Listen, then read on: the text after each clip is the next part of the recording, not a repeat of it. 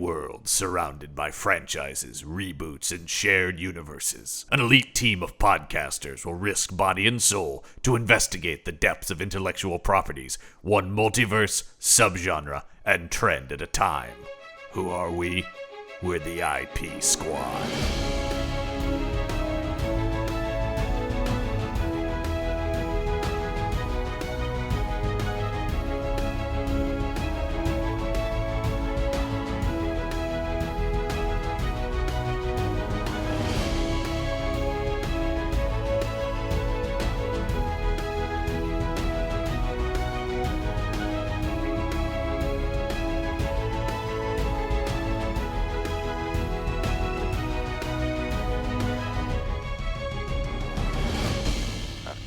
Welcome back to the IP Squad, our ongoing investigation into films based on pulp and comic strip heroes. I'm John Campbell. With me as always, they're raring to go. They've already been bickering. It. It's the Jones boys. Oof. I gotta tell you, I didn't want to say the word specs right off the bat. Yeah. But I bring up one time how I enjoyed this movie because there's actual crime in it. Yes. And then you've got to start with your Rudy Toot Toot TED talk about how there were crimes in the other movies too. Yeah. You know what? I don't do all the book reading that you do. I just go out in the streets. Yeah. And solve the crime. I have to apologize to our listeners for any time that I Rudy Toot Toot. I am on a better diet. Big words. Yeah. There probably won't be as much Rudy Toot Tooting. There's still some rooting, but the toot tooting has gone down considerably. Gone. I think there has crime in this. Someone dies. I would say this is one of the biggest surprises to me when I saw it the first time, and this is only I haven't watched this movie since I saw it in theaters. We are talking about 2011's The Adventures of Tintin. Or Stephen Tintin Duffy, a great force in 80s dance music. Yeah, I know. I couldn't believe Spielberg said, I'm going to do the biopic. Yeah, I can't believe this. Yeah. It's a weird choice. It's a reference I'm not getting. I apparently missed out on the reigning Stephen Tintin Duffy with Kiss Me? Kiss me, da da da. Your love is sweeter than wine. Oh, that's okay. I know that song. Yeah. Right. That's Stephen Tintin Duffy. Stephen Tintin Duffy. Yeah. All right. Come on, man. Yeah. You got to keep up with us here. It's a fast moving show. Did his hair also do a thing? It sure did. I don't think. Was that the reason? I thought it was just that he liked the character. No, I don't think he did actually have the cowlick thing. No, I don't believe he did. Tintin when he was a kid. And... So, but I was gonna say, as released in America, we saw it as The Adventures of Tintin. But if you saw it in the United Kingdom, it was called The Adventures of Tintin: The Secret of the Unicorn. Of the unicorn, yeah. And it was, and I presume that if they ever get around to that sequel, which I think keep waiting, Robin. But Peter Jackson was supposed to direct the sequel, and Steven Spielberg executive produce, and that was the idea. Was they were going to flip it roles. was going to be The Adventures of Tintin: and then whatever the next thing they're adapting is. That was the idea. I would be shocked if they got that off the ground, but I know there's still interest from a lot of the parties involved. I think Mr. Jackson has more Golems and more Beatles in his future. Yeah, I just think that it is really. I think Spielberg and Jackson are still keen to continue that. I'm not sure anyone else is. Well, I would say shame on them simply because this is a movie before. I mean, I'm going to do some history for you guys. Yeah, we got to talk about this Tintin. is a movie that. Max, where's your book learning here? All I can say is this movie is a no notes movie for me, because it captures everything pretty much perfectly. It does make changes from source material, and it's a combination of like 3 different storylines. But that said, I don't think even the most diehard Tintin fan would be offended or upset about this. This is pure unadulterated Tintin, and it's so beautifully made. And it's just so I mean, I'm not a huge Tintin fan, so I don't Right. own it. But I'm watching it and I'm going like, God, this is just bing, bang, bing. This is not something where it's like, whoa, it's a take. No, it's just Tintin. On top of everything else, my kid and I saw it when it was released in the theater in 3D. Yeah, me too. And Jesus fucking Christ. It was great. It was unbelievable. One of the greatest uses of 3D. I know I said before how I always wanted to see the Green Hornet in 3D just because I knew Gondry, that was his big draw, and I would want to see what it was supposed to actually look like. But man, I think this one's like it's hard to beat. The interesting thing about this, because I think we talked about with Gondry and the Green Hornet, but I look at this and Hugo, the Scorsese movie, which I never saw in 3D. Yeah. It's great, another great use of it, but also just I like the idea that these like masters tried it out and went like, oh, I did it. And then they didn't. This didn't become the Zemeckis thing where it destroyed Spielberg's career after. He played around with it. He did something interesting with it. He takes so much advantage of the technology in this movie,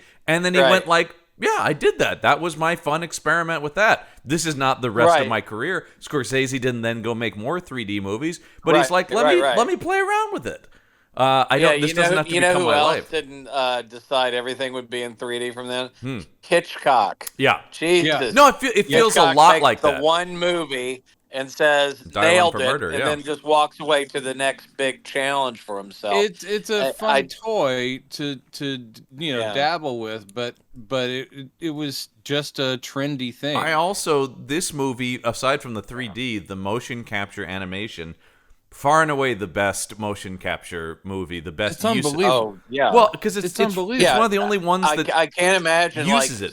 Zemeckis watching this and going, I need to start making things in live action again because I'm never going to get to this place at all. I mean, you watch this and throughout the movie, me and the tall teen at that time, not so tall, but your breath is taken away. Yeah. It is Raiders on a huge scale, like much bigger than what Spielberg did with Raiders of the Lost Ark. Or I would argue some of my favorite sequences in 1941, where it's just this domino effect of boom, boom, boom. It was storyboarded, to hell and back.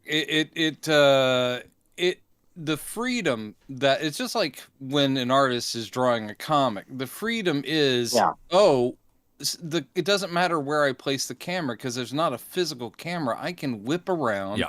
I can do this. I can do these, what'll look like artistic fades and crossfades and swap outs all day long because it's not about, we got to worry about how the effect works. It's all just pixels. So literally I can make the desert become the high sea, and all that stuff where you're like going, well, clearly this is the best effects he'll ever have because it's all generated within the computer. So he can say, I want this to become this in like this amount of time. And I want the camera to be able to be up, over, and then under it.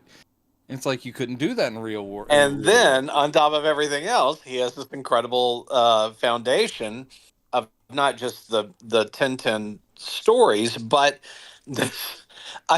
world-class screenplay written by Edgar Wright, Joe Carnahan, and Stephen Moffat. Cornish. Joe Cornish. Exceptional creatives who have all directed incredible things. Yes. In addition to their writing. Yep. And and then Peter Jackson's, the executive producer, pretty much partnering with Spielberg on just, explaining some of the technical things that Spielberg's not used to.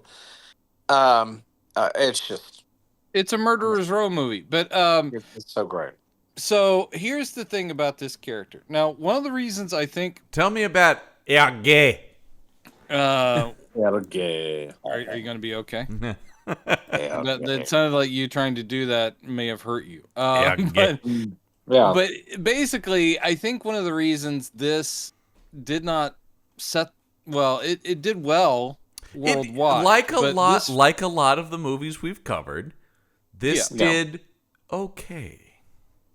Yeah, it did okay here because I will say that I did not grow up with Tintin. I know that of all the foreign comics, this certainly this and Asterix, both of which Belgian, were probably the most widely dispersed. Yes. But as a kid growing up in the 70s in Mississippi, no, I wasn't aware of Tintin or Asterix until, I got books. Now, wait, Brandon, you don't remember going down to Le Pick and Pack and picking up No.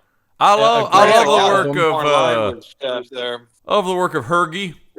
Hergy, good work. Hergy, you got me, Hergy. All those Blueberry comics, and you don't remember any of that, Brendan? No. So that's the problem, is that I think it has become, or the character has become much more known and much, more part of the culture over the decades. But really, so he's not huge here. He's something that some people grow up with. But the character goes way back. All right. So, Belgian cartoonist, guy named Georges Remy, and Erge is literally his initials reversed. And he decided that would be his pen name. Yeah. So RG working hard becomes there. Erge. So that's where that comes from. And R.G. Armstrong from those Sam Peckinpah movies. Hey, John, did you know R.G. Armstrong? Okay. All right. It's already started. He played Pruneface and Dick Tracy. I bet you would. Yeah. Nobody knew he drew. Nobody knew he could hold a pencil and draw. All right. Okay. We're gonna. I love keep when going. I like love that when didn't Brendan happen. is just like, I'm just gonna write. Okay, let me know when I can get back to the info. Let me He know. was Mariette Hartley's Bible thumping dad and Ride the High Mariette Hartley. Who should have been nominated. I'm just saying. By the way, on your 70s icons bingo, go ahead and mark off Mariette Hartley. Mariette Hartley. Okay. Back to Air Game. I'm glad we could get this spin-off podcast pilot for RJRG, in which I discussed the work of R.G. Armstrong. There you go. And all right. My only mistake was passing on actual information about where the name should have seen it coming, from. Man. Okay, so anyway, I guess I should have known it would lead to him going down that rabbit hole. Yeah. So he, as a young man, 1929, he created a cartoon strip for the Belgian newspaper Le Petit Vingtième, the Little 20th, which was the youth supplement for the 20th century newspaper. All right. So he created this story of a young reporter kid and his dog Snowy having adventures. It took off. What's really kind of interesting to me is that newspaper kept being published even when Belgium was taken over during the war. So the Nazis allowed that newspaper to continue. And to run Tintin? Yes, including the Adventures of Tintin never stopped. Actually, we love the Tintin, though. I just say that we don't like much, but we love the Tintin. I would say by the time of the war, it's delightful. By the time of the war, the strip had moved, to a different paper, Le Soir, for the night, the evening.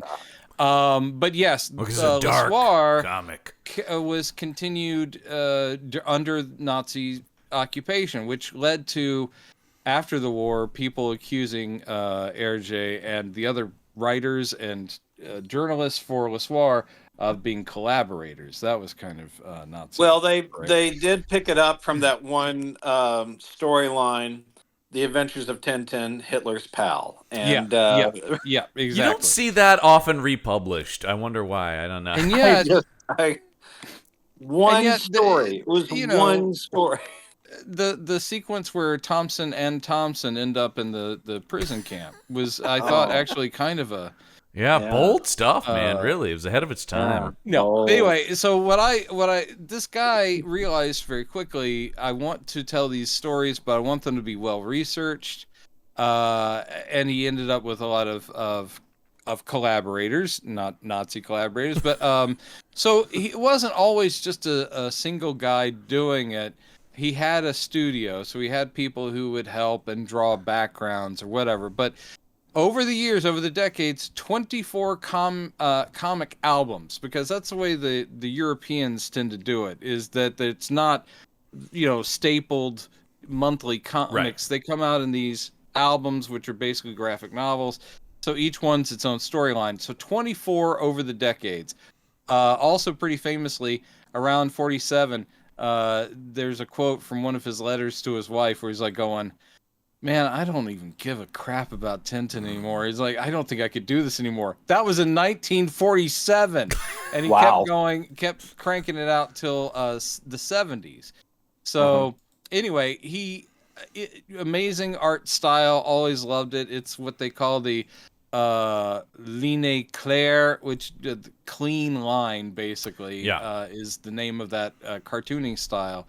And of course, the adventures are very engaging and funny, and there's lots of actual beautiful detail in it. At the same time, it's open for a lot of slapstick. So this movie gets all the tone right, where it's a rollicking adventure with comedy, but also very occasionally complex plots.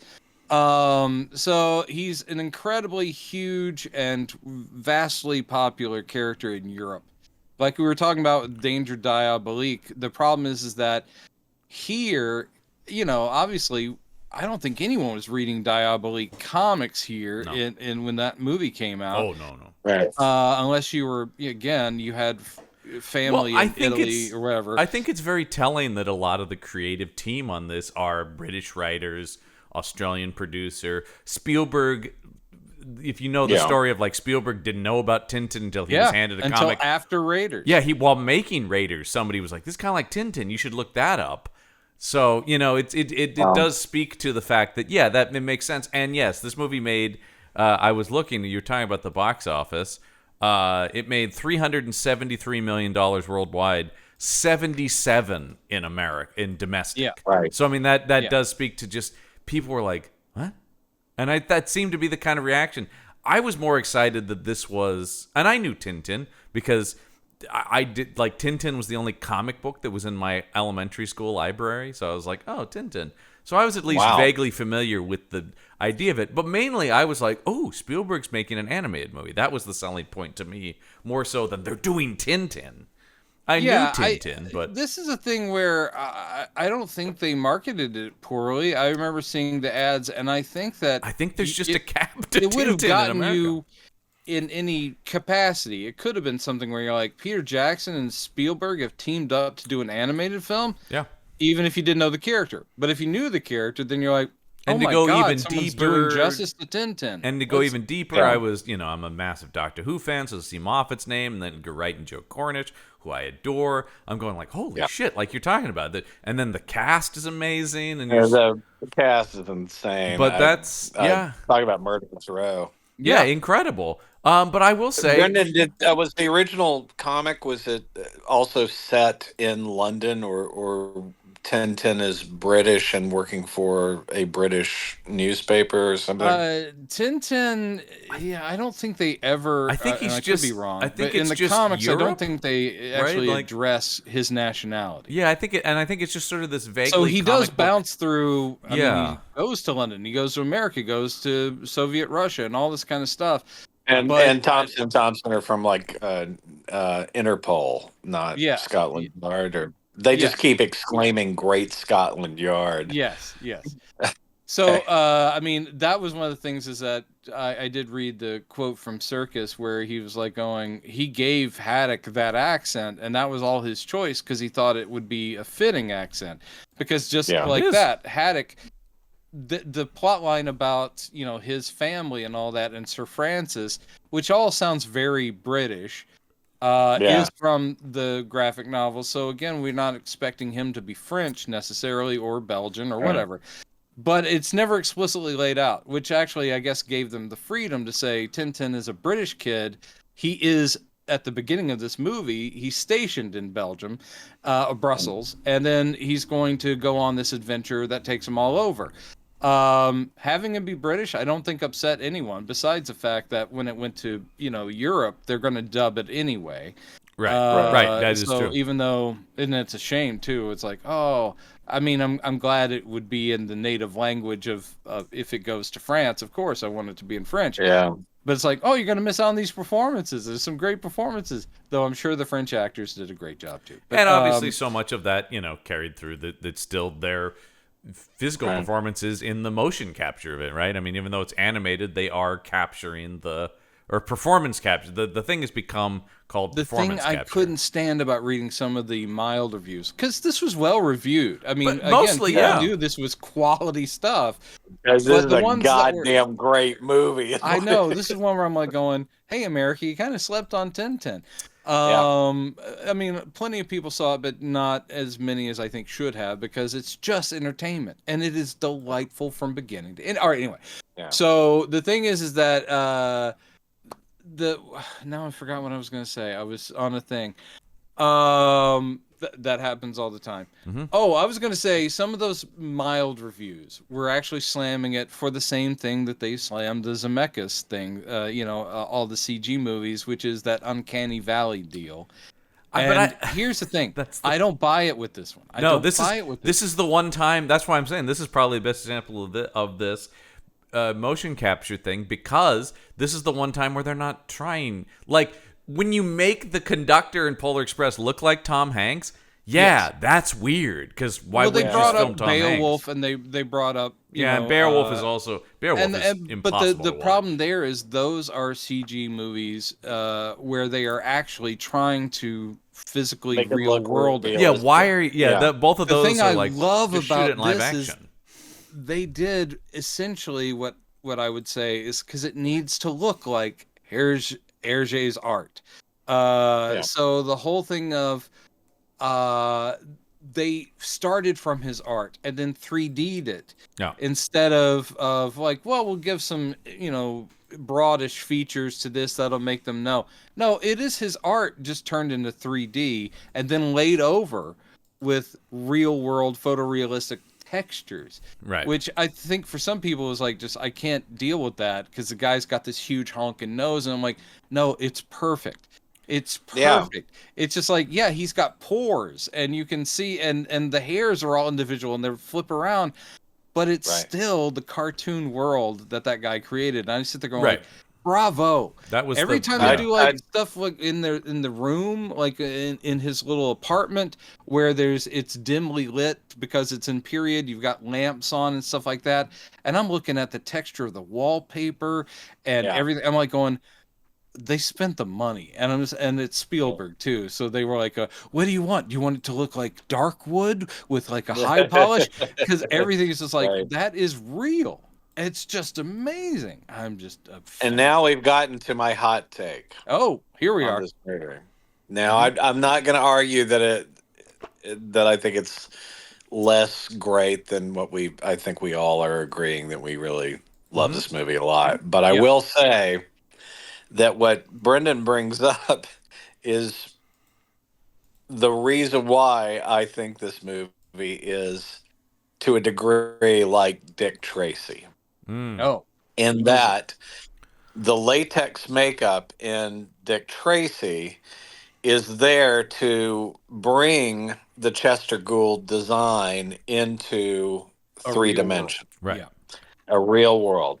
And I think it's very, very similar to what they're trying to do with mocap in this movie. And that's one of the reasons I love it so much, is that because Spielberg gets these shots where the face just goes right into the camera, and it's not smooth. It's it's ruddy, and I loved it a lot. Like, in talking about Zemeckis, at one point Tintin turns and looks at Haddock, and it's just like, you smell like booze. and the way his eye muscles move, it's like I don't know if Zemeckis ever paid attention to anything like that, because that to me is a full performance. Yes. Is looking at the way the eyes are kind of squinching in a little bit to fully get across the point that Tintin doesn't trust Haddock to do anything right because he's such a boozer. Yeah. Yeah, I mean, I think it's a great film. The thing it is where I think but people I might be love saying Dick Tracy too, so. The uncanny valley of it, though, is I think what actually works about it, which is you're getting these human performances to come out of these stylized cartoon people. Yeah. And the movie kind of finds this middle ground, and I've seen people go back and forth. Could they have backed off and made it even less realistic? Maybe. I don't know. Because it's not, I mean, I do love the bit at the beginning where the guy is drawing and he's the caricature of Tintin, and it looks exactly like the Air Gay. It's like it was never going to be that. Right. So I don't know. I do think, like, when you talk about, did people fail? I feel like it kind of, this probably did about as well as any Tintin movie was going to do. I don't know. It just seems like it just, as a sell, I don't know that American audiences were going to, because, I mean, this had everything going for it. I said, if Steven Spielberg, doing sort of in the Indiana Jones mold, you guys love that, right? But I think the other thing is, I think kids weren't interested, and this is a kids. I mean and that was Spielberg even going like, it's great because I want to do Tintin because it's kid Indiana Jones. Yeah. And I don't know and this was produced by Nickelodeon. No, I'm not saying. I'm sure that. Well, based on that, then all kids should know. Yes. But I mean, like the fact that there's a Nickelodeon. I mean, that's one of those, like, I would love to put that out to pieces of trivia. It's like, did you think Steven Spielberg ever made a movie co-produced by Nickelodeon? But also the movie is also, like, people do die in it too. I mean, there's just a lot of weird stuff in Tintin, but I agree with you, Brendan, that the biggest thing about this is they fucking made Tintin. Exactly. Yeah. That being said, I haven't watched this movie since I saw it in theaters because I'm not that big a Tintin fan. So I love Tintin this did thing. not have the cachet here that he does in Europe. So it wouldn't have surprised me that it was going to make more money overseas than it did here. And I think that may have been an overestimation. And weirdly, it was kind of up to Spielberg and Jackson to sell America on Tintin, even though, again, he sells well. Like, when I worked at Powell's, there's a whole section that's just Tintin and Asterix and all the European comics because they're oddly shaped. Yeah, and I think they're faced out, and Asterix has always sold well, but at the same time, America is not clamoring for Asterix either. There have been live action movies of Asterix with freaking Gerard Depardieu, basically saying like, "Oh, I don't have to diet at all." Well, I didn't know until recently, in fact, researching this, that there were live-action Tintin movies. There were live-action Tintin movies. Those didn't even come out in the U.S. Series. I knew about the animated series because I remember seeing some of that as a kid. I think aired, somewhere in deep cable. Back when Nickelodeon carried it for a while. Yeah, and so I mean that's probably where I saw that. But I was looking at some of the photos of the French live action movies, and talk about uncanny valley, that's way weirder to look at to me than this.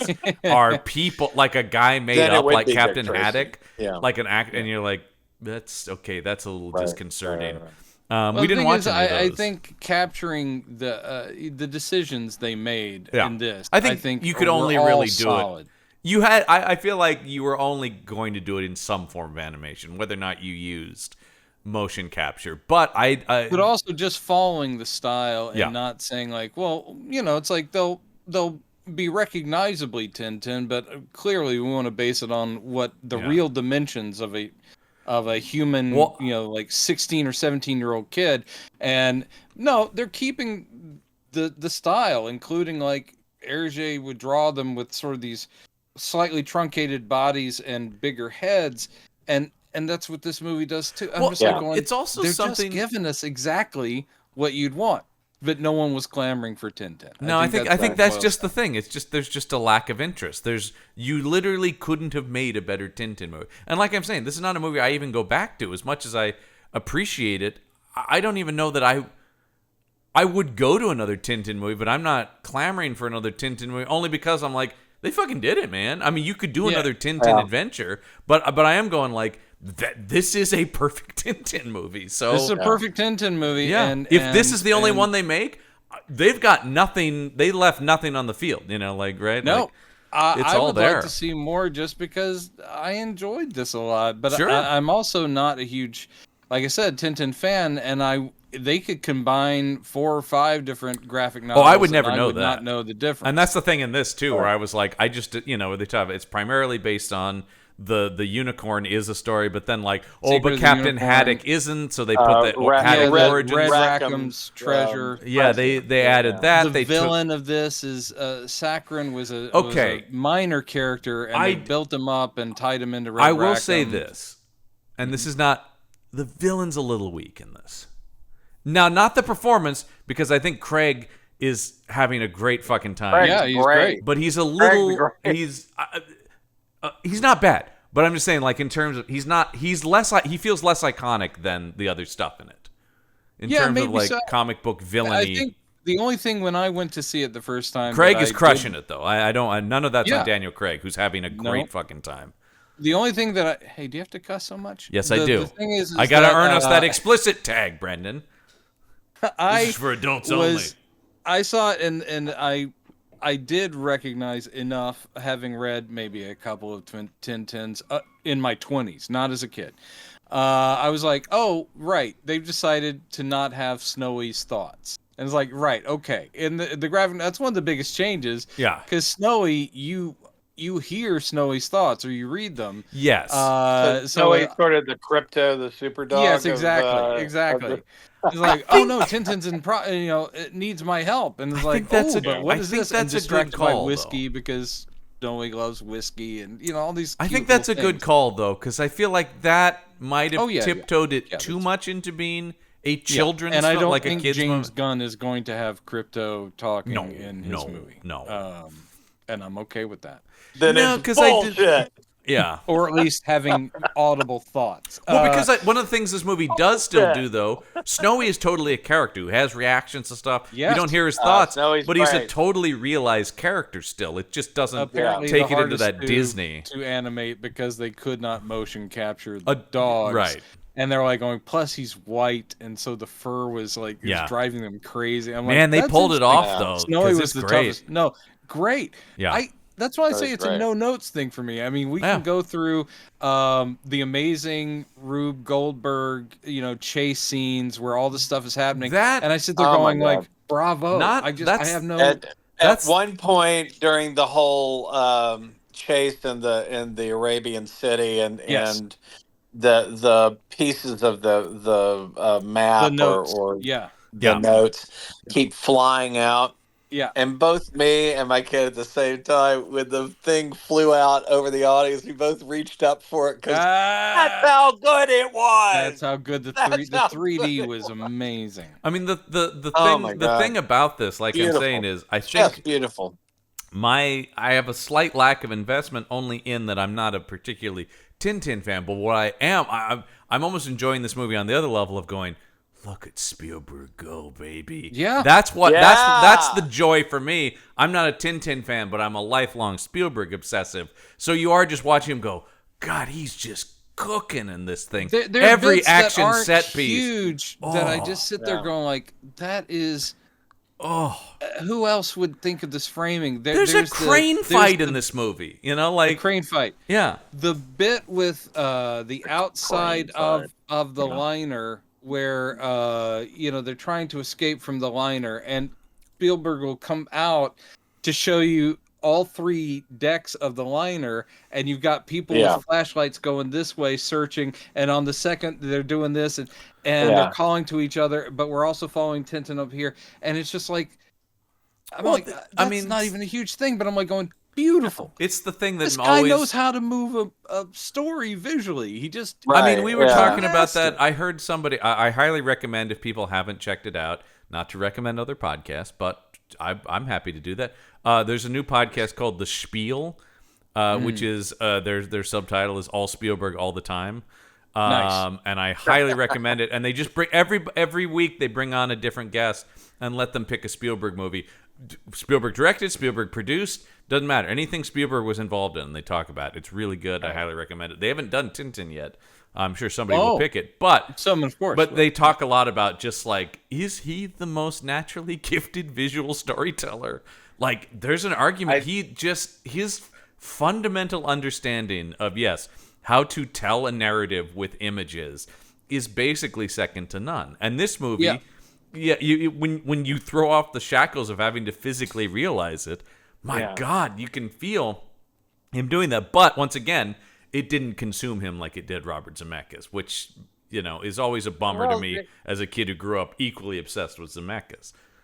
That question of whether he was just born with all of this, watch that episode of Columbo, Murder by the Book, or the episode of Name of the Game, where Gene Barry imagines an apocalyptic future. His Night Gallery with Joan Collins. Night Gallery, of course, Joan Crawford. Joan Crawford, and how it leads up to Duel. It's there, man. It's all there. Yep. And even up to a guy who's willing to, in the first 20 minutes of Saving Private Ryan, be his own handheld cameraman. Yeah. And that was, just tells the stuntman, I don't really want to know what you're doing. Just do it, and I'll be there in the middle and just. And I feel like just react. Yeah, I always push back on because I'm a 21st century Spielberg fan as well. There's a lot of people who they're like, he lost. It's like, dude, even if you don't like some of those things, there are moments in AI, in War of the Worlds, and all that stuff where you're like, this is some of the most stunning filmmaking he's ever done. You watch Minority Report, and you see a guy finally get to do basically the Hitchcock movie he's always Minority Report is a masterpiece that deserves to be talked about incredible. With the other great Spielberg movies. I adore that movie. But okay, 1941. 1941 has astounding moments in it. I said, well, I love it, but you have to understand that this film was fueled by cocaine and screams. Yeah. The thing of but that's the thing is even his bombs are interesting. Is what again? Steven Spielberg. I'll listen. I'll look. But and then you watch the Fableman. Fableman's was amazing, and of course is the origin. And I like where people go like, so you're retiring? He's like, no. But people were like, these that's are the how you end it, right? That we came up with for this podcast is Steven Spielberg. Spend 20 minutes talking about this Spielberg guy's going This places. is the first time we've really talked. Good. This is in a weird way though. I do kind of feel like I have to do that because there is sort of this thing about like, modern Spielberg. People push back against anybody, right. And they're always waiting for the geniuses to fall. Yeah, they're waiting for them to. And honestly, fail I don't. There have been ones that I didn't love the BFG. But there are moments. Right. I didn't love Warhorse, but there are moments. Once again, but the thing about the idea that he's like, this guy's lost is like, I don't know, man. Did you see West Side Story? That does not feel like a man at the end of his career. You know, like that feels like a guy who's just jazzed to be there. To literally be re-inspired to make a film, which must be a film he knows by heart anyway. Mm-hmm. And to try to ignore all of that so he can make it as if nobody had ever done West Side Story before. It's incredible. It takes your breath away. Yeah. And the fact that I can't wait to see what he's working on. One of the weirdest things he could be working on, a sequel to Bullet. Movie. Yeah, he's making a sequel. He's not remaking. You're remaking Bullet. No, I'm just making Bullet 2 basically. And you're like, that's a crazy decision, but I can't wait to see it. I would be more excited if he was finally... Is he going to go to Bullet, or is he just going to watch a bunch of George Miller movies? I am just waiting for Blackhawks. That's still I saw David Kep talking about that recently. He goes like, we're still talking about it, like it's still on the list of Spielberg projects. Nice. To do Blackhawks. James Gunn literally is just salivating. Yeah. Going, yeah, go ahead. Well, I do. That does bring me I can bring this back to Spielberg to Tintin.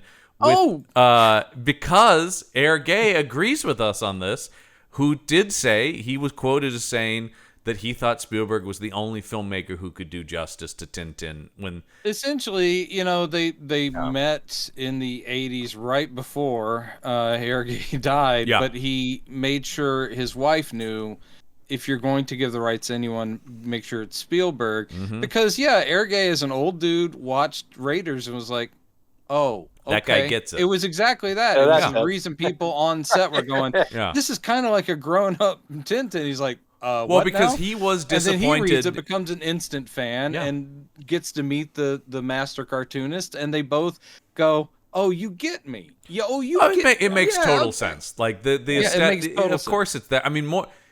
I'm sure Jackson also would have made a great Tintin, and may still, who knows. But it is like, well, Spielberg is the guy to do. Of course, the guy made. The thing is, I think their partnership, such as it is, for this one and then hopefully another one, it makes perfect sense. And also, it wouldn't feel like, oh my God, now this is Jackson's take. I think he would literally just try to make it of a piece, because Jackson's like the one continuing adventures of. No surprise, Jackson is, because the I guess I didn't get in, but like the history of this project was Spielberg went to Jackson and Weta to do just Snowy. Was the idea? It was going to be a live action movie, but a mocap created Snowy. And Jackson was like, "Have you thought maybe you could do this whole thing?"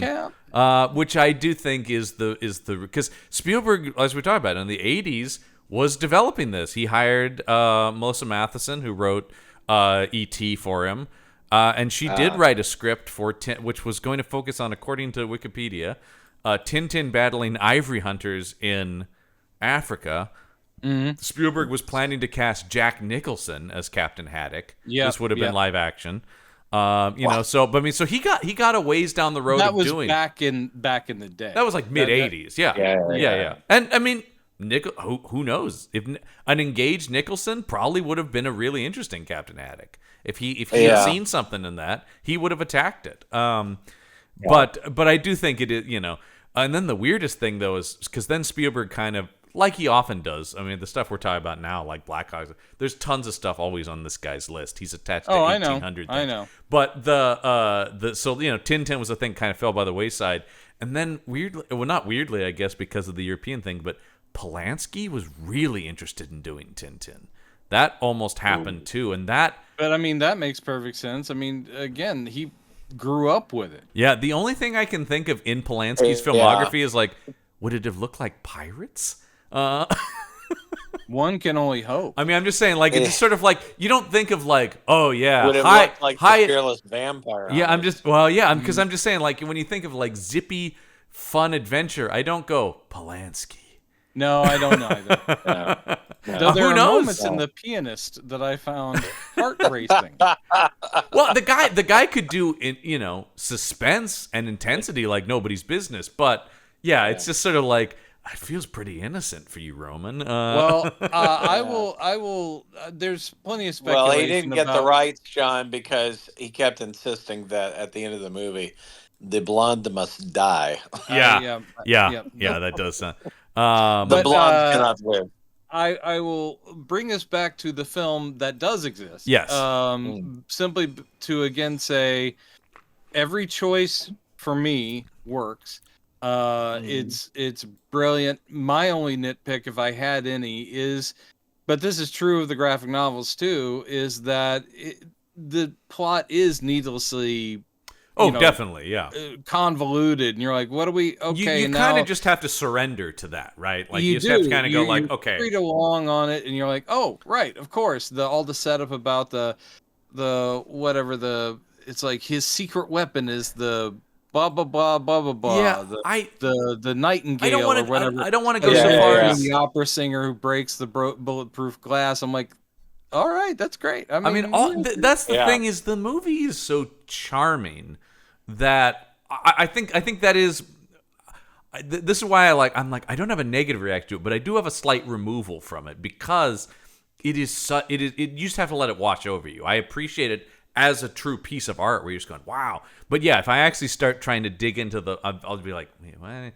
So just don't. I don't want to say it doesn't matter, but it definitely is. You need to watch it on a certain with the mindset of those very good writers that we were just talking about. I'm sure that they really did take care. I'm sure that all the T's are crossed and I's are dotted. Mm-hmm. But it is like you say, it's a ride, so you just surrender and you go. And Logic, I'm not going to worry too much about it because again, it's also a comic strip. When he's literally blowing his breath into the plane engine to reignite it. Which you can do. It's a real thing, Brendan. There's a real Looney Tunes, logic to the whole thing, and but you still get like tense. Those when they crash from that exact same thing, and it's unconscious Tintin sliding towards the still spinning blades, and Snowy's trying to pull him back. I'm like, ooh. That's but I think that is also stuff where I'm sure there were some people going to it going, what? I thought this was like an Indiana Jones Spielberg movie, maybe so. That's the thing is I feel like Tintin has such interesting tones. I do think I always go back to people like my dad who want to go to big action movies. Thought this was dumb, that's it's for fucking kids. This is goofy. This is Goofy Town. I have to talk about the voice cast a little bit because they're all and of course as always not just the voice cast, right? I mean they were playing. I love the people we've mentioned. So Jamie Bell is really good. Yep. In a really hard part. It's kind of hard to beat Tintin, right? Hold on 1 second. By the way, this does tie in, and you get back to that. But I'll just say I did continue reading and. Yes, apparently in the comics they did say he was a young Belgian reporter. Oh, okay. So the movie does just say, he's British, but he is in Brussels. Okay. Right. Yeah. So there you go. Yeah. Well, because I think rather than have Jamie Bell try to put on a Belgian accent, he's just right. But he plays it, he's a a young actor, but not an actual teenager. But he's playing that earnest young, we're off on an adventure, Snowy. And like I said, so great. Deceptively hard to pull that off and not make it like, oh God, cloying or something. Yes. Yeah. So do you think Simon Pegg and Nick Frost were in the mocap suits? They definitely were. I've heard Simon Pegg talk doing about all the bits. I've heard and like Toby Jones. Mm-hmm.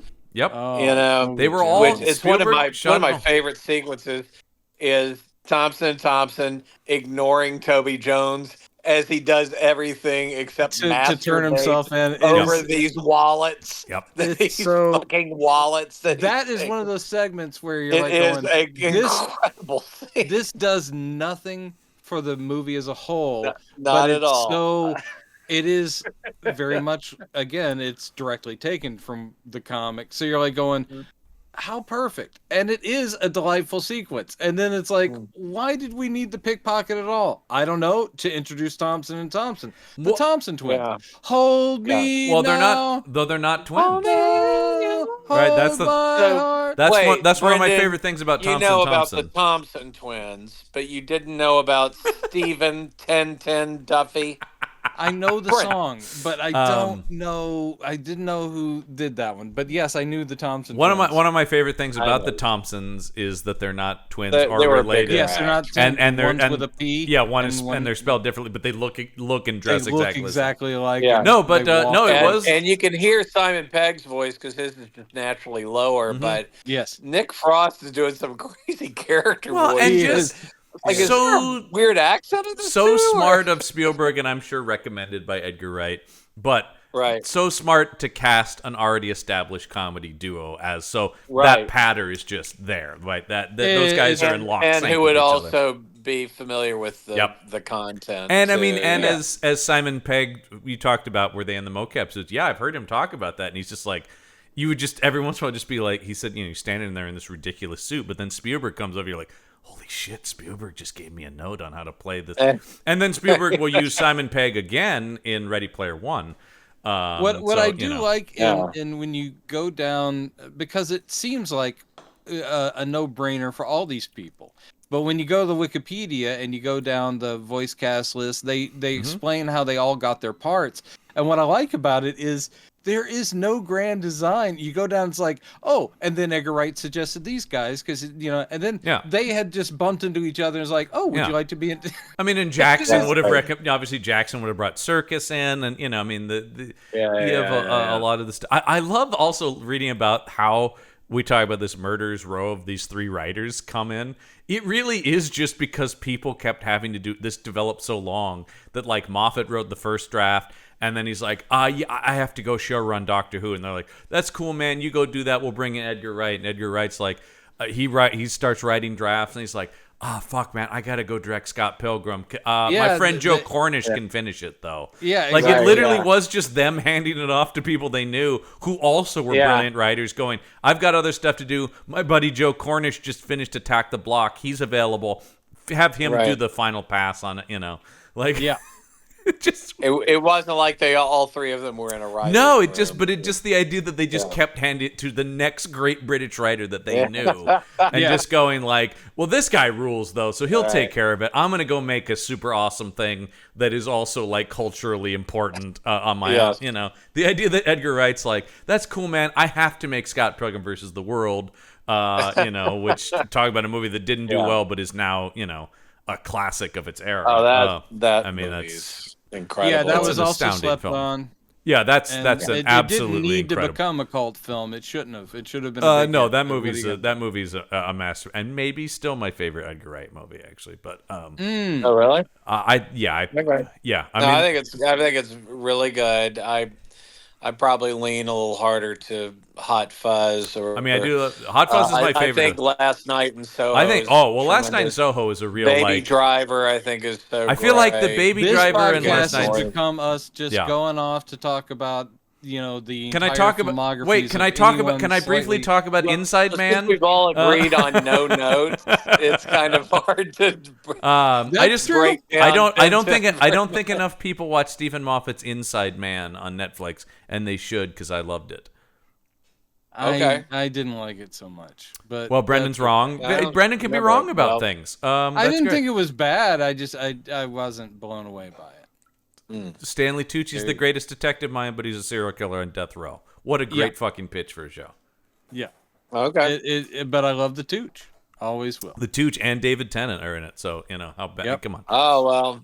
Yeah, there you go. Yeah, it's worth you. And it's only like 4 episodes, so go out there and watch it, folks. Very true. But so I do think it's interesting. That they still technically have an agreement for the second movie. Yeah. Not the third. And it was always a toss-up about the thing about, like, Spielberg's the first one, Jackson the second one. And then there was some kind of, like, I don't know, maybe we'll both direct the third one? Yeah. Seems like that would be chaos. Possibly. But, like, Sony is still, I think, technically obligated. Or, I mean, it's probably run out now. But at the time, they did agree to do 2 of these. Yeah. So, I don't know.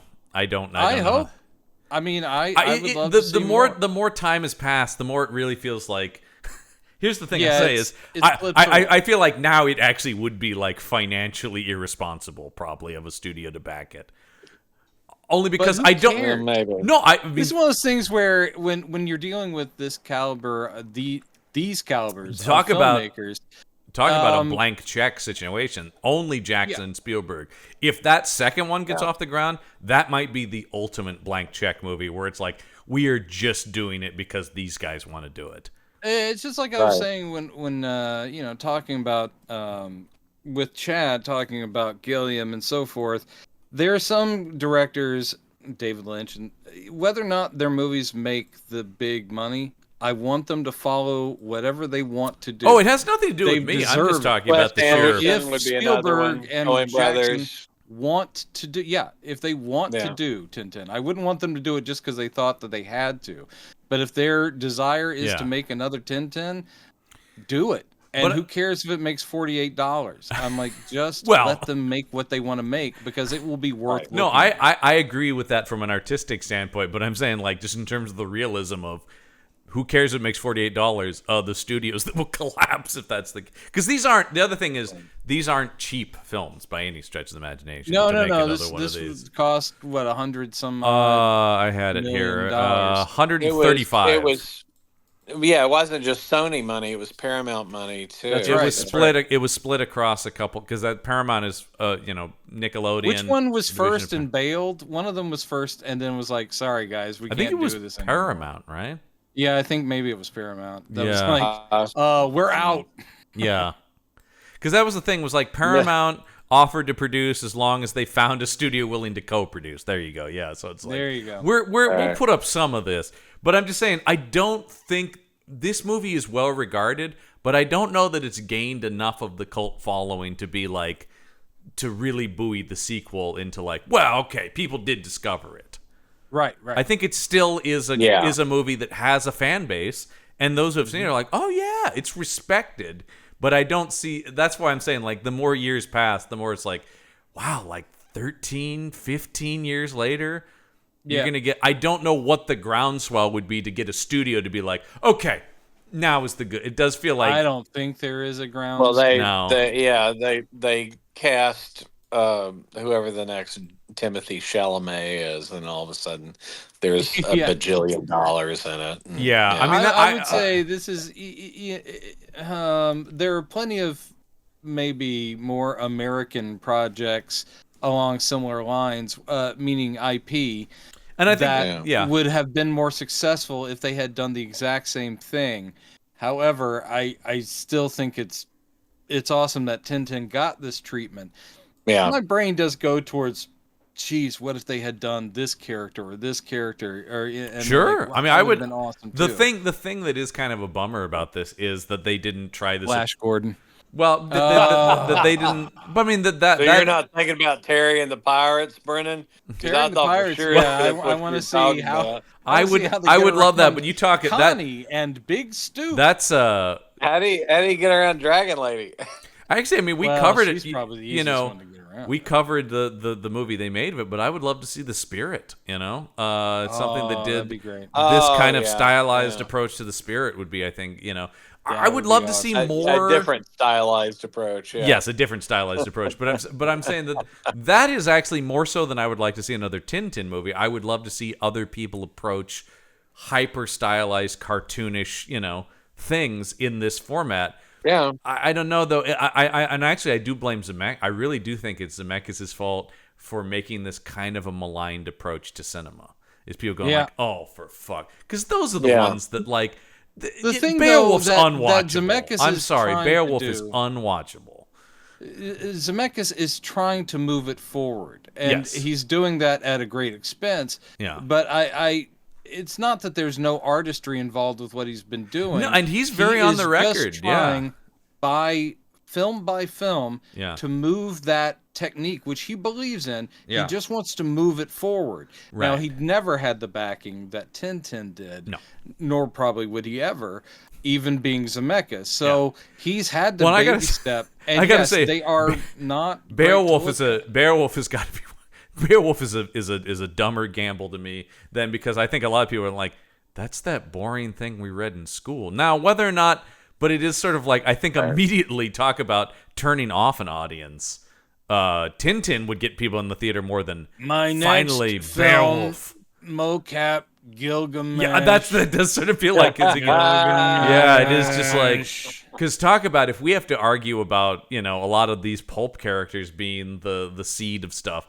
When he's making Beowulf, he goes, no, you don't get it, guys. Everything is descended from this. And people are like, I don't. Also, that movie is just, I'm sorry. That is the one that I hated the most. I found it a snooze. There were moments I was like, oh, that looked pretty cool. But again, it's so boring. It's not fun at all. Like, that was my big issue with it. And the takes are so hot here. I mean, any of them really. On it makes me sad that Zemeckis has become this, because like I said, there was a time when I was a diehard Zemeckis guy, and I haven't liked a movie of his in like 20 years. Right, and he hasn't he doesn't really care. had a huge success since maybe Christmas Carol. So I'm not sure why, except that he can still call on Tom Hanks to be in a movie. Always of his. can call. I don't know why the money keeps coming forward for these things. We're recording this a couple months before his movie. What is it? Here? Is that what it's called? Here. Yeah. Which seems like watching paint dry the movie is literally what it is. The more I hear about this, and no pun intended, and the trailer that I saw, it just feels like an art school project. To me, it's basically on the same level as the Psycho shot-for-shot remake, the thing that's crazy about that is he's kind of open about that. When you talk about Brendan, he is like, these movies don't matter. It is all about, I am doing this so the next generation has this technology perfected by the time it's in their hands. And I'm like, that's great, except you're releasing these on a mass level for audiences. And you're also saying this where potential investors can hear it. I don't understand why you think you're in a position. I know we're on about Zemeckis, but it's to do with the technology. But I do agree with the fellows over at the Blank Check podcast, where they're like, he will always get that because somebody goes, well, shit, he did make Back to the Future. You're like, someone is still always going like, or Who Framed Roger Rabbit. That's the thing. Somebody goes like, maybe he's right. This sounds crazy to us, but this guy's been right about some other stuff. So maybe we would be dumb to say no to Bob Zemeckis.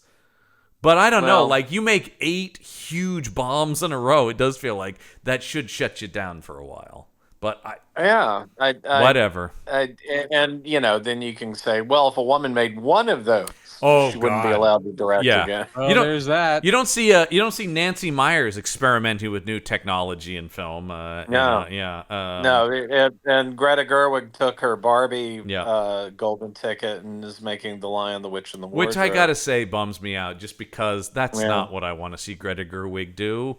It's the same here. I'm like, okay, that obviously is a passion project, but that means a lot to her. I know, but I also sit there going, because that's going to take years. More movies based on that material for I don't know, and that's going to take years and cost us probably more interesting Greta Gerwig original projects. So it's a bummer. Anyway, that being said, my last note about this on the Spielberg thing of. This is his last note. Okay. about the thing that, because we were talking about, I wanted to say this earlier, but the other thing that's fun for this as a Spielberg fan was, and I remember thinking this, particularly the time seeing it in the theater, was this was really fun Spielberg, and he hadn't been fun in a while, and he's goofy, like we're talking about. He's goofy. There are bits. The thing where the guy gets knocked on the head and the birds fly out of the pet store and circle around him. Like, it's silly, Spielberg. And Spielberg can be silly. Well, he can't, but this is just him being faithful to the material, too. Yeah. And that gives him a license. And that's the thing. That opens up, allows him to stretch a muscle he hadn't in a while. Because coming into this, 20th Century Spielberg, which I was defending earlier, and I do stand by, but is a more serious Spielberg for the most part. Right? Yeah. He's coming off of even stuff like Minority Report or War of the Worlds, his big budget summer special effects movies, were dark.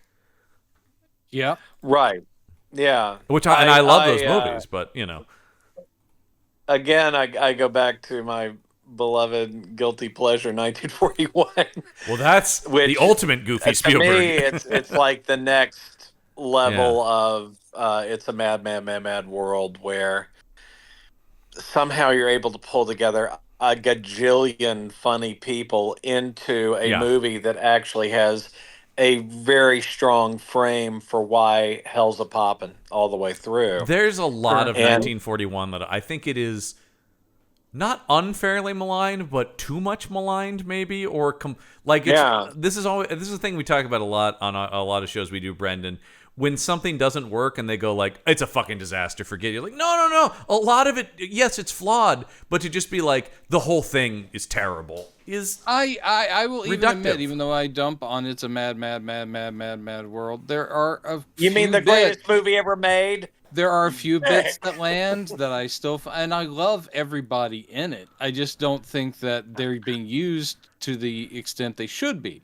With that amount of talent in it, it should be the funniest movie in history, and it's just not. And can we just... This is the most insane thing about... This movie comes out in... it was like holiday season, I remember, right? Like, December 21st. I think so. 2011. Yeah. 1 week later... Warhorse came out. Spielberg released 2 major releases a week apart, and obviously that's just because Tintin could take forever to do the rendering of all the stuff. And I think the argument was, well, this is not really sharing the audience or splitting the audience.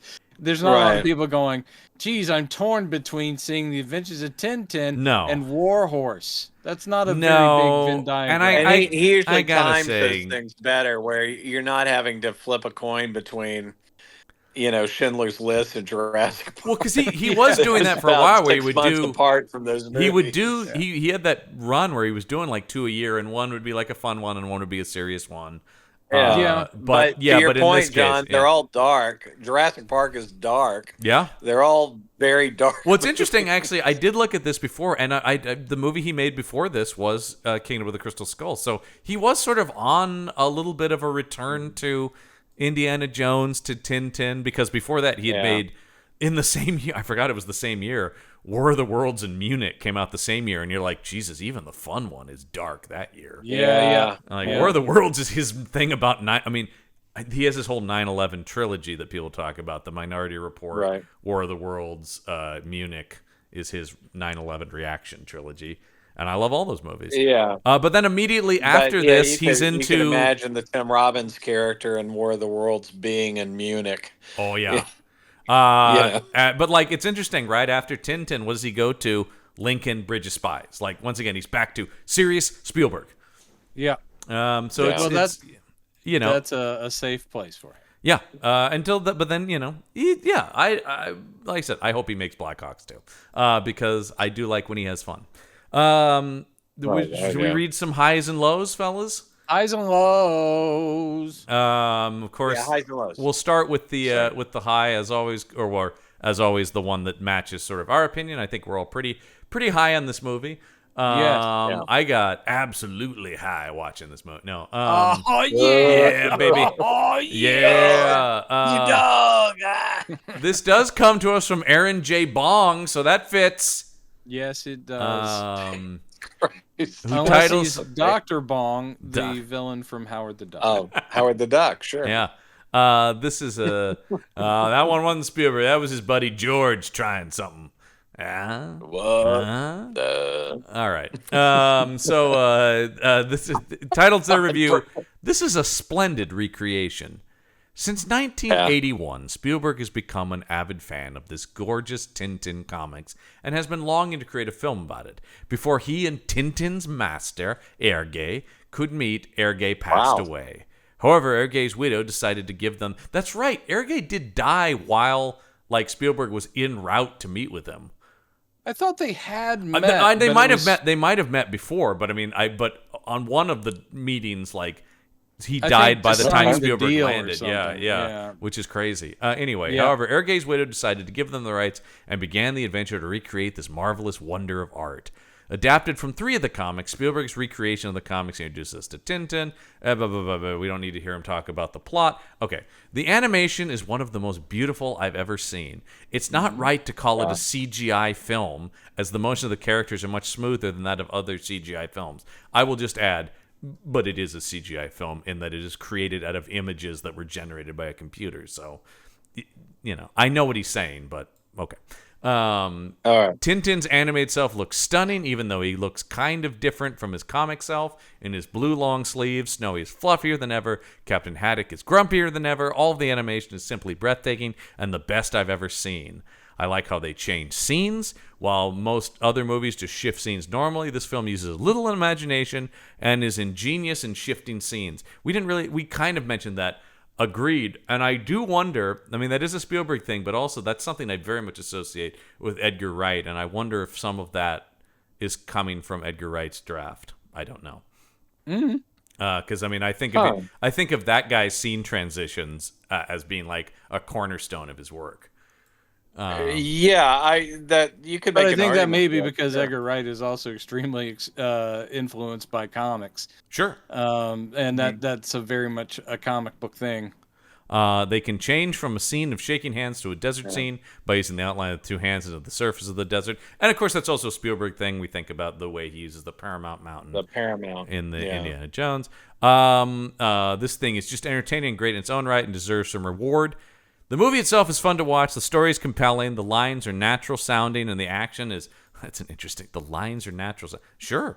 And the action is plenty of fun to watch. It is great excitement to watch, and I was hooked from beginning to end. Great plot, awesome action, breathtaking animation equals up to an amazing movie. The 3D is perfectly fine. The depth is seen, and the 3D just makes the movie even more fun to watch. I definitely recommend you watch this film, Tintin fan or no. This is sheer fun to watch. If this movie's out in your country, watch it immediately. For U.S. citizens, I'm sorry if you still have to wait for a while. That's right. This movie even opened later here than it opened in other territories. So there was definitely this opened in October in a lot of Europe and then December here. So even the makers were like, yeah, the Americans don't give a shit. The Americans. It's just so weird for a major American studio movie. Anyway, the movie is over the top and plenty of fun to watch. A full 10 out of 10. Thanks for reading my review. I do hope this review is of good use to you. That's the first I've seen that. How nice. 10 out of 10 stars. Yeah. Hey, thanks, guys. Usually review... they're Usually they're so busy typing with their knuckles that snap. Well, here we go. Here we go, folks. Robin comes more like you. I will say there's a lot of people really mad about this movie, which I think is it's a weird movie to get this worked up about. But okay. Yeah, here we go. This comes to us from Aussie86. Aussie. I sure are, yeah. But they ruined Tintin, see? Who titles their review, "Buy the book instead of wasting your money on this." Wow. The book? The one? The book. Yeah, just the one. Tintin, the novel. It's big. It's a long book. In the original Shakespeare? Yeah. Yes. Yeah. We haven't heard Shakespeare truly done to have heard in its original Klingon, but all right. I am a. That's where I was headed with that. Yeah. There's a Star Trek 6 reference. I am a huge, and that's all in caps. I am a huge fan of the Tintin comics. Well, and he proved it with the caps. Yeah. How would I know? And I've read them all countless times. Was excited to hear that Steven Spielberg was making a movie based on one of my favorites, The Secret of the Unicorn. After hearing some reviews from, in quotes, loyal Tintin fans, I went to see this movie hoping that it would at least be okay. Boy, was I wrong. Tintin has been betrayed, people. Steven Spielberg and Peter Jackson should be ashamed of themselves. It seems they were so in love with their technological toys, they forgot the most important thing about the film. The stories, the characters, and respecting Gay. They have practically spat on the great man's grave with this horrible movie. Number one, story. This is another. Although I think he actually only has 2, so I like that. But number one, story. Why did the writers find it necessary to mix 3 comics into one movie? The Secret of the Unicorn clearly has enough material. That's a classic nerd clear. That's why I can't not say it. Clearly has enough material to make an entertaining movie with Red Rackham's Treasure as a sequel. Saccharin was never a villain, nor was he Red Rackham's relative. And his language, not mine, folks. That really is retarded. Nor did he, he used the R word. Yeah, once again, that's not me saying that. That is him. Nor did he have a pet falcon. Boy, this guy. Nor was he obsessed with revenge on Haddock. He was simply an innocent antique collector. It's that voice is just coming out, man. Yeah, the Bird brothers were great villains in the comic, and the story had a lot of mystery and intrigue in it, which this movie has none, all caps. Number 2, characters. This is where I hated this movie the most. Oh, no. Haddock. How could they get this so wrong? Haddock comes off overacted, silly, unfunny, and just plain annoying. I never knew whether he was drunk or sober, a distinction that is always made in the comics. And why the hell is he Scottish? There is a scene in the movie where the plane is running out of fuel, so Haddock burps medical alcohol into the fuel tank of a plane. That is after the alcohol slipped out of the bottle and was floating in the plane like they were in space. When Sakharine threatens to kill Haddock, I was hoping that he would, because this Haddock was a jerk. Tintin, so dull, so annoying, lifeless, and just frustrating. Tintin also did something in this movie that he never did in the comics. He gave up. And then Haddock does something he never did in the comics. He gives some garbage speech about pushing through walls and being true to yourself. What the hell? And then this is all caps and I think 12 O's. No! 6 exclamation points. Please, people, go and buy a copy of Tintin in Tibet. You will find that Tintin never gives up, and Haddock does. That was about the 6th nail in the coffin for me, but it was certainly the biggest. The movie is nothing but boring Hollywood rubbish made by 2 men that ruined a great story and some great characters and made it into a typical American blockbuster film filled with CGI and special effects crap. It is not fun, and it is not interesting. The special effects and CGI are not a big deal. I don't know what the fuss is all about. I couldn't even tell what was going on. It was like a pinball machine. Tintin was never about action scenes or CGI. Tintin was always about the story and the characters, and that is what people fell in love with when reading the comics, and that is what has been screwed up the most in this horrendous piece of crap. Please do yourself a favor, save your money, and go and buy a comic book and experience the real Tintin. You won't regret it. 1 out of 10 stars. Wow. I'm so mad. Well, I do think this guy is a full-on Tintin fan. Well, he's a classic comic book nerd in that he's hyper-focusing on really, really specific things. I do understand the frustration when you know something so well and they have tweaked it, changed it. But it's like I can sympathize. At the same time, I know that's also dumb. I know that every time I say Dick Grayson is supposed to be a blue-eyed guy and the guy on Titans doesn't have blue eyes, and I'm like, I know how that sounds. But I'm aware. But the key difference Amy is Adams, fine actress, but Lois Lane's not a redhead is a problem. You know, that kind of stuff. The key difference I would say is you don't then go, and therefore it's an abomination. No. You go like that's an asterisk in your review of it, not the core. John, he did say that about Tim Roth in The Incredible Hulk, though. Oh God, yeah, Listen, I've heard the Tim Roth thing before. Emil Blonsky, born in Russia, trained in London or whatever. Come on, though, that performance is riveting. He's wonderful in it. He's a choice. He's great. Anywho, he's great. All right, never mind. Hold on, wait. I see here that review was written by Brendan. They improved on it in She-Hulk, so I'm all right. Oh, he's so good in that. So bad. But yeah, I just think that the thing that really got me is, and Sakharine never had a falcon. Like, so, now that you say that, yeah, that's a total betrayal of everything. Tintin never gave up. Well, guess what? You understand movies have arcs, right? Like, right. Characters have to be a little bit different in a movie. You just wanted a page-to-page, panel-to-panel recreation of one graphic novel. And so, actually, I can't wait to read his reviews of DuckTales. How they compare to the original. Let me Carl see if this guy. Donald. Can I Duck say this is actually because I just clicked on his IMDb user profile and I'm like, I wonder if he wrote any other reviews. No, this is the only thing he felt he had to share with the users of IMDb. Wow. It's just also, he used up his word limit on the internet with that one review. But I will say said that's as much as anyone. I will can say write. though, there's probably what was there like.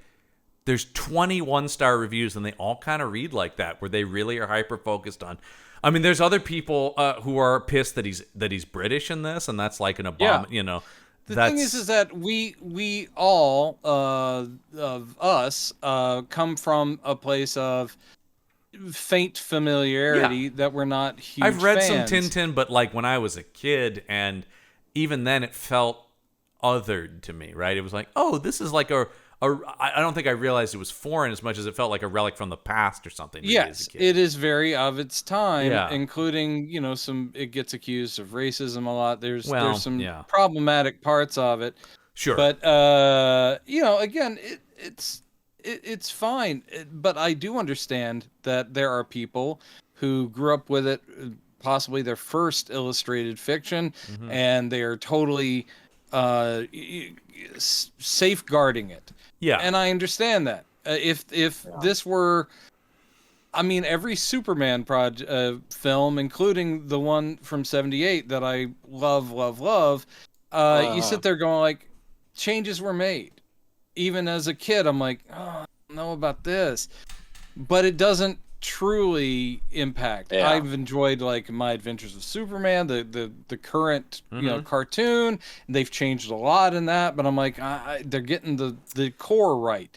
That's the problem, is that if the fan can't recognize, if those fans that are giving it 1-star reviews can't recognize that the core of Hergé and Tintin is there, and I believe it is. Oh, it absolutely is. Then they're just blinded by their allegiance to specific like if panels anything, and like I said, balloons and all that. What maybe keeps me from really like embracing this movie is that I think the movie loves Tintin more than I do in a lot of ways. So I think that's the thing where it's like I would expect that this would be like, well, kind of the first guy we read would just be like, oh my God, they did it. Because I said, yeah, like we're saying, even us being casual fans, right are going, at the very wow. beginning, where you see him just through those mirrors as he's walking through the art gallery, and he tries to smooth his hair down, and then it pops back into the iconic shape. I also like the moment when he's Tintin. swimming and it's just the cowlick going through the water. Yes, yeah, it's so great. And of course, I loved Hergé's cameo. Yeah, as like drawing the guy drawing Tintin. Tintin. Yeah,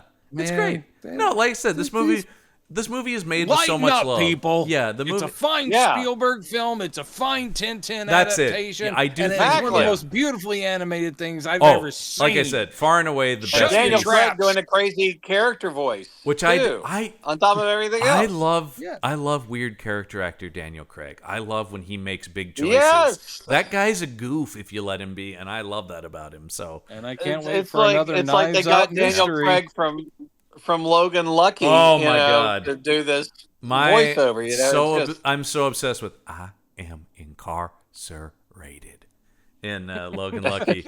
It's one of the, as Joe Bang, man, it's one of the best ever, man. So good. I'm bringing us back to ask Mr. John, who is the caretaker of all these things. John, we've been on quite a journey. We have. We're up to 2011. What's next in store for us? Well, we're gonna jump just 1 year to 2012, but we're gonna jump a long ways away because we're leaving Earth, fellas. And I will give you the tagline for the next week's movie, and see if you can tell me what this is. I already know what it is. Lost in our world, found in another. Could it be John Carter? Might it be John Carter? The movie. It is. It's the movie Lost, right? They made a movie from the TV show. We talked about this movie, Tintin, being doing just okay. We're about to watch a movie that brought down an entire regime at a studio with such a disaster financially. It banished its director back to animation. I am going to champion this movie so hard next week. I probably won't champion as hard as I do, but I will say unfairly maligned. I agree. Yeah. I am leaning to the Mighty John on this. I remember enjoying it. Not the cartwheels I did for Tintin, but I thought it was pretty good in my memory, and I have not seen it in a long. I probably haven't seen this since theaters either, but I remember thinking, yeah, pretty good. But let me say, but somewhat similar to Tintin, though even more so. I also understand where this thing fell apart, and we will talk about it. Is a lot on the studio to blame. You know what's a great triple feature, and I encourage our listeners to do this before they join us on the next episode. Sure. John Carter. Yeah. Aaron Brockovich and Bob Roberts. I encourage just those, movies with the character's name. That's a great idea, Brennan. We'll talk about how lame the choice was. Why hasn't Turner Classic Movies returned your phone call? I don't know. Yeah. Is it because I keep trying to call that guy who's dead now? Oh, Robert Osborne? They reject anybody who leaves them as Bob Mr. Osborne. Hey, Bob Oz. They call you Oz now, right? Because no one's going to call you the full thing. Yeah. Hey, Bob Oz. Hey, I got an idea. Yeah. Triple feature. Yeah.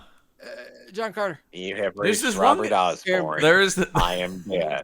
I love the idea that they would leave his voicemail going. There's one guy in Portland who's just filling up Robert Osborne's voicemail. Hey, Robert Oz. I finally watched that Fistful of Dollars. Away. It was pretty good. Yeah. You were right. I will not call you back. Oh, Bob. I have died. All right. Well, with that note, that's going to wrap up this week's episode of the IP Squad.